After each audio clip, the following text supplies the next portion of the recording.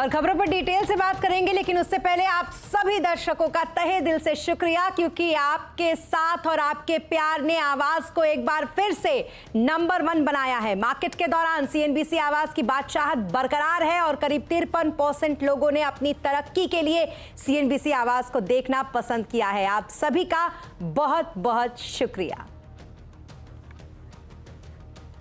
और अब बात करेंगे उत्तरकाशी की, जहां टनल में चल रही जिंदगी की जद्दोजहद फिलहाल जारी है। उत्तरकाशी में 12 दिनों से टनल में फंसे 41 मजदूरों को सुरक्षित बाहर निकालने के लिए पूरा देश दुआएं कर रहा है, जिसका अब असर पड़ता दिखाई भी दे रहा है। रेस्क्यू ऑपरेशन में जुटी टीमों की कोशिशों से कुछ ही घंटों में मजदूर बाहर आ जाएंगे। अब तक जो ड्रिल की गई है उसके बाद 8 पाइपों को मलबे के भीतर डाला जा चुका है, जिनकी कुल लंबाई 45 मीटर है। टनल में अभी भी 12 मीटर पाइप बिछाने का काम जारी है। उम्मीद है कि अगर कोई दिक्कत नहीं आई तो आज सभी मजदूरों को यहां से बाहर निकाल लिया जाएगा। टनल के बाहर 41 एम्बुलेंस भी तैयार रखी गई हैं, ताकि मजदूरों के बाहर आने के बाद उन्हें तुरंत मेडिकल सपोर्ट दिया जा सके। तो वहीं पीएम के पूर्व सलाहकार भास्कर खुलबे ने बताया कि मजदूरों को बाहर निकालने में अभी थोड़ा समय और लगेगा। रात में 45 मीटर के मुंह पर एक गर्डर आ गया था लेटिस का, उसको हमने सक्सेसफुली रात 6 घंटे काट करके रिमूव कर दिया है। अब हमें लगता है कि बाधाएं जो भी आनी थी उनको हम पार कर चुके हैं। यह हमारी उम्मीद है और यह हमारी आशा भी है, यह हमारा विश्वास भी है। हम चाहते हैं ऐसा ही बना रहेगा, अगले 14-15 घंटों में हम 60 मीटर तक क्रॉस कर लें। वहीं एनडीआरएफ के डीजी अतुल करवाल का कहना है कि पहाड़ के अंदर रास्ता खुलने पर वो मजदूरों को बाहर निकालने के लिए तैयार हैं। एनडीआरएफ के लड़के पहले से तैयार हैं और हमारी रिहर्सल चल रही है उन सब स्थितियों के लिए जो हमारे सामने आ सकती हैं। उसके लिए हमने स्पेशल इक्विपमेंट तैयार किया हुआ है, ताकि जैसे ही रास्ता खुलता है हम जल्द से जल्द उनको बाहर निकाल पाएं। तो पूरी टीमें तैयार हैं, पूरी स्ट्रेंथ में हम लोग यहाँ पे हैं और आशा है कि उनको जल्दी हम पूरा सुरक्षित बाहर निकाल पाएंगे। इस बीच उत्तराखंड के सीएम पुष्कर सिंह धामी आज सिलक्यारा टनल पहुंचे, जहां उन्होंने बौखनाग देवता से सभी मजदूरों की कुशलता के लिए प्रार्थना की और मजदूरों से बात भी की। इस दौरान सीएम धामी ने कहा कि ऑगर मशीन से 45 मीटर तक पाइपलाइन बिछाई गई है और अब रेस्क्यू ऑपरेशन अपने अंतिम चरण में है। वहीं पीएम मोदी भी हर दिन रेस्क्यू ऑपरेशन के लिए अपडेट लेते रह रहे हैं। 45 मीटर जो पाइप है ऑगर मशीन के उसके कारण से जा चुका है और रेस्क्यू अब अंतिम चरण में है। माननीय प्रधानमंत्री जी प्रत्येक दिन इसका अपडेट लेते हैं, पूरी जानकारी लेते हैं और लगातार चिंता करते हैं कि जल्दी से जल्दी होगी कि सभी लोग सकुशल बाहर आए। और आज भी माननीय प्रधानमंत्री जी ने अभी जानकारी ली है, उनको अवगत कराया है और हमारे यहाँ पर लगे हुए सारे विशेषज्ञ जो बाहर से भी आए हुए हैं उन सभी का भी जो कि बड़ा इसमें योगदान है। और उत्तरकाशी के बाद अब बात करेंगे डीप फेक की, क्योंकि इसका खतरा दिन ब दिन बढ़ता जा रहा है। रश्मिका मंदाना के बाद सारा तेंदुलकर का डीप फेक फोटो वायरल होने के बाद सरकार अब एक्शन मोड में है। डीप फेक वीडियो को रोकने के लिए सरकार रेगुलेशन लाने की तैयारी कर रही है। केंद्रीय मंत्री अश्विनी वैष्णव ने प्रेस कॉन्फ्रेंस करके इसके बारे में जानकारी दी। सीएनबीसी आवाज ने अपने दर्शकों को सबसे पहले इस खबर की जानकारी दी थी। जरूरत है कि जल्दी से जल्दी इस पे स्टेप्स लिए जाएं, चाहे वो कानूनी हो, चाहे वो रेगुलेटरी हो, चाहे वो टेक्नोलॉजिकल हो। हर एक तरह के स्टेप्स हमको लेने की जरूरत है। सभी सोशल मीडिया प्लेटफॉर्म्स को एक डिटेल्ड मीटिंग के लिए बुलाया गया था। सबके साथ विस्तृत चर्चा हुई, डिटेल में बातचीत हुई। सोशल मीडिया प्लेटफॉर्म्स ने अपने इंटरनेशनल एक्सपीरियंस को भी शेयर किया और सबने क्लियरली इस खतरे को, इसकी गंभीरता को स्वीकार किया। तो वहीं प्रधानमंत्री नरेंद्र मोदी ने भी डीपफेक को समाज के लिए खतरा बताया है। G20 वर्चुअल शिखर सम्मेलन को संबोधित करते हुए पीएम ने कहा कि एआई के रेगुलेशन के लिए सब देशों को मिलकर काम करना चाहिए।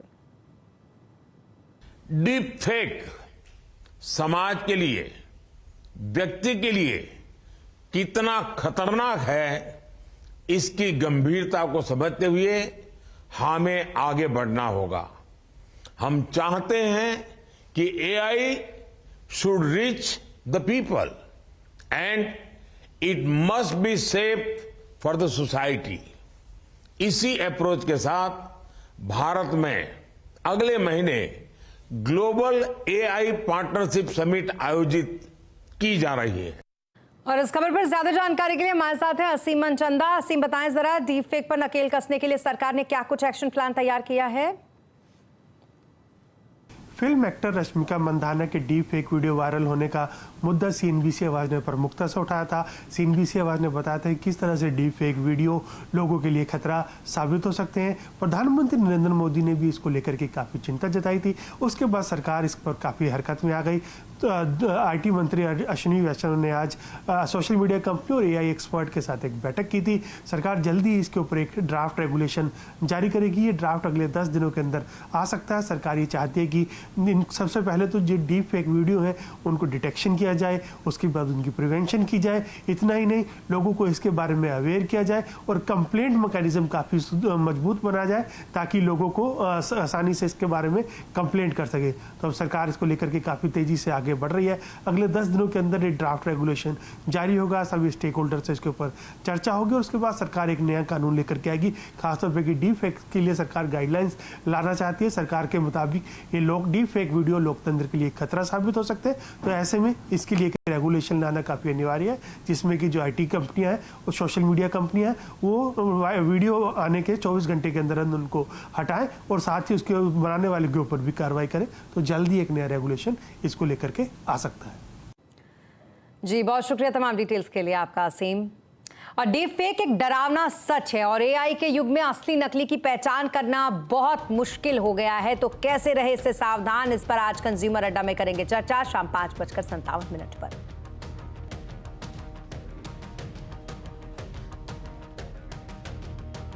और अब बात करेंगे बाजार की, जहां आज वीकली एक्सपायरी के दिन बाजार सीमित दायरे में बंद हुआ। सेंसेक्स 5 और निफ्टी 10 अंक गिरकर बंद हुआ। सबसे ज्यादा तेजी ऑयल, गैस और रियलिटी इंडेक्स में रही, तो वहीं फार्मा शेयरों पर आज दबाव देखा गया।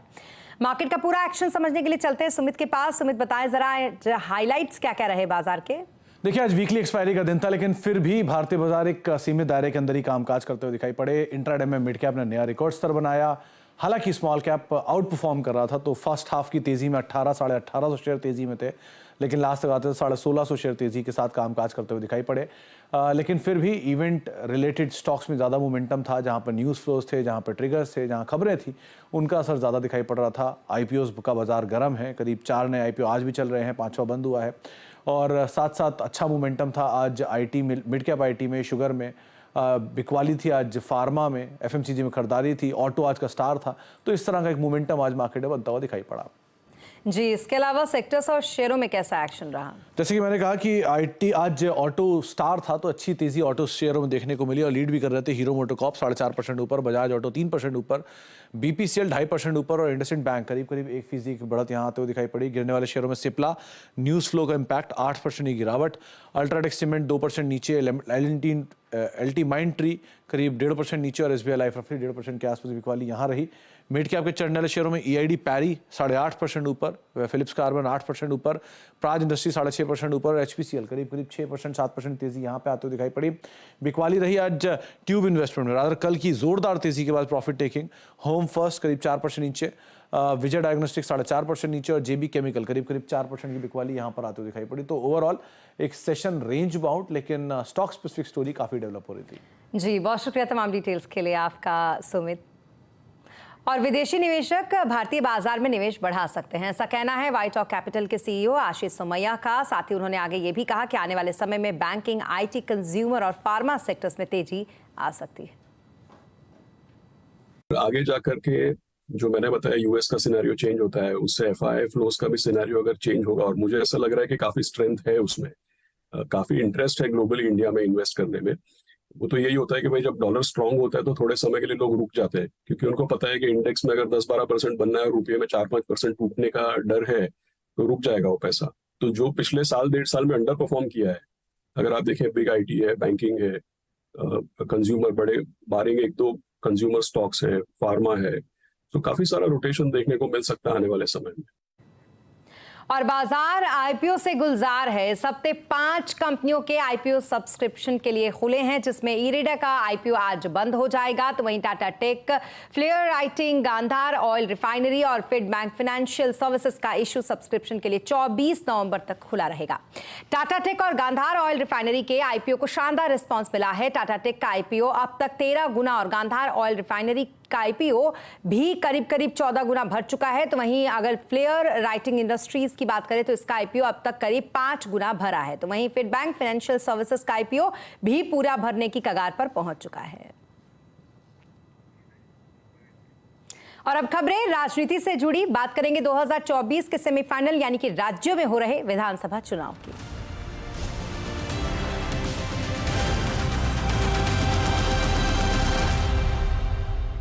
राजस्थान में विधानसभा की 200 सीटों पर चुनाव के लिए आज चुनाव प्रचार थम जाएगा, जहां 25 नवंबर को वोट डाले जाएंगे। प्रचार के आखिरी दौर में कांग्रेस, बीजेपी दोनों ने अपनी पूरी ताकत झोंक दी है।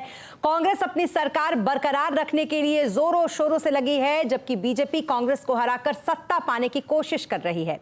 राजस्थान चुनाव के नतीजे 3 दिसंबर को आएंगे। देवगढ़ में प्रधानमंत्री नरेंद्र मोदी ने चुनावी जनसभा को संबोधित करते हुए कांग्रेस पर राजेश पायलट और सचिन पायलट के अपमान का आरोप लगाया। कांग्रेस पूरी ताकत से झूठ बोल रही है कि कांग्रेस के शाही परिवार ने राजेश पायलट का कभी अपमान नहीं किया।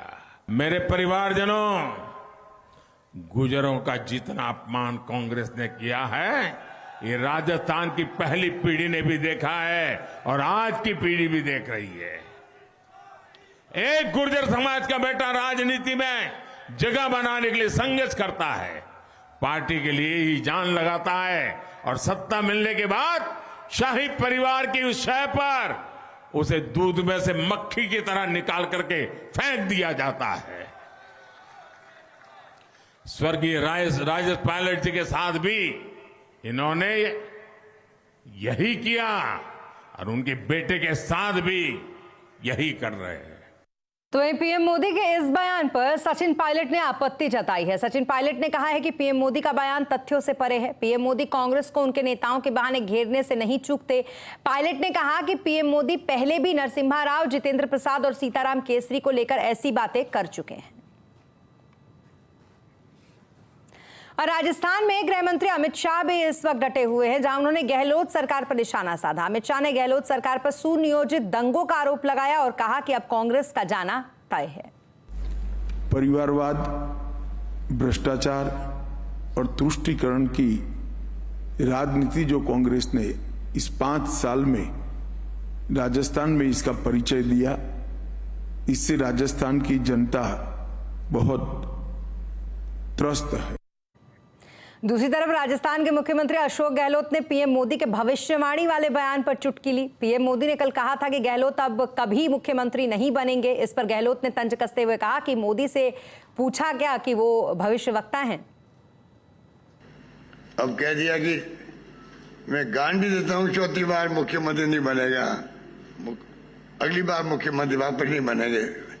ये भविष्यवक्ता है क्या? खुद तो भविष्यवाणी कर रहा है, अगली बार मैं ही प्राइम मिनिस्टर होऊंगा, मैं लाल किले पे आऊंगा, मैं योजना बनाऊंगा। राजस्थान में चुनाव प्रचार थम गया है। अब 25 नवंबर को वोट डाले जाएंगे। अंतिम दौर में राजस्थान में कैसा है चुनावी माहौल, आज चुनाव अड्डा में इसी पर करेंगे बड़ी चर्चा। शाम 7:57 पर।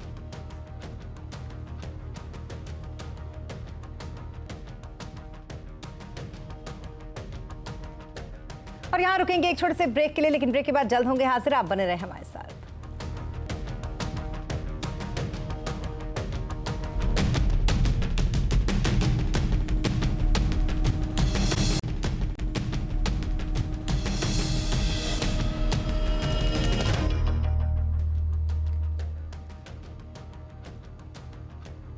और ब्रेक के बाद एक बार फिर आपका स्वागत है। जम्मू कश्मीर के राजौरी में सुरक्षा बलों और आतंकवादियों के बीच कल से जारी मुठभेड़ खत्म हो गई है। इस मुठभेड़ में सुरक्षा बलों ने 2 आतंकवादियों को मार गिराया। हालांकि मुठभेड़ में सेना के 5 जवान शहीद हो गए। शहीद होने वालों में captain Shubman Gupta, captain MV प्रांजल और हवलदार माजिद शामिल हैं। मारे गए दोनों आतंकवादियों में से एक की पहचान पाकिस्तानी नागरिक के तौर पर की गई है। बताया जा रहा है कि वो IED एक्सपर्ट था और ट्रेंड स्नाइपर भी था। एशिया कप और आईसीसी क्रिकेट वर्ल्ड कप खत्म होने के बाद अब T20 सीरीज का दौर शुरू हो गया है। आज भारत और ऑस्ट्रेलिया के बीच 5 मैचों की T20 सीरीज से इसकी शुरुआत होगी। ये मैच विशाखापट्टनम के doctor YS Chandrashekhar Reddy stadium में होगा। मैच शाम 7 बजे शुरू होगा। रोहित शर्मा, विराट कोहली, जसप्रीत बुमराह जैसे कई खिलाड़ी T20 सीरीज का हिस्सा नहीं है। इस सीरीज के लिए टीम की कमान सूर्य कुमार यादव को सौंपी गई है। और दिल्ली में आज से नर्सरी में एडमिशन की दौर शुरू हो गई है। इस बार 1700 स्कूलों में करीब 1.25 लाख सीटों पर एडमिशन होंगे। पेरेंट्स की सहूलियत के लिए कुछ स्कूल QR कोड के जरिए भी रजिस्ट्रेशन की सुविधा दे रहे हैं। नर्सरी एडमिशन से जुड़ी हर जानकारी के लिए देखिए ये रिपोर्ट। दिल्ली के स्कूलों में नर्सरी में एडमिशन के लिए रजिस्ट्रेशन काउंटर फिर से खुल गए हैं।